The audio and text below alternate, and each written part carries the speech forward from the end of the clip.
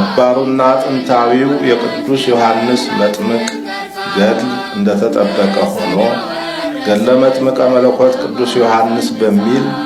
ያላግባብ በአንድ ግለሰብ ተዘጋጅቶ እየተሰራጨ ያለው መጽሐፍ በሊቃውንት ጉባኤ ተመርምሮ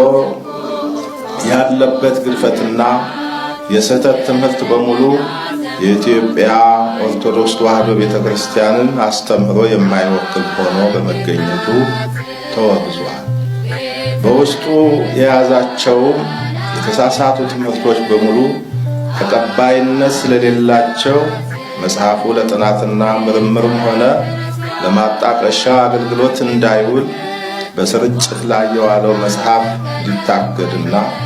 በድጋሚም እንዳይታተም ለየአህጉረ ስብከቱ ሰርኩላር እንዲተላለፍ የአፈጻጸም ክትትል እንዲደረግና አጠቃላይ ሁኔታው በሊቃውንት ጉባኤ በኩል በሚዲያ እንዲገለጽ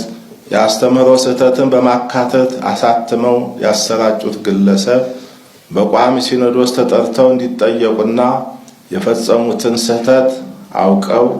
ወደፊት ተመሳሳይ ስህተት እንዳይፈጽሙ ጥብቅ መመሪያ እንዲሰጣቸው መጽሐፉ እንዲመረመር ያደረገው የደብረ ሊባኖስ አንድነት ገዳምና የገዳሙ የቅኔ መምህር መጋቤ ምስጢር አባ ክንፈ ሚካኤል ወልደ ገብርኤል የምስጋና ደብዳቤ እንዲጻፍላቸው ቅዱስ ሲኖዶስ ወስኗል።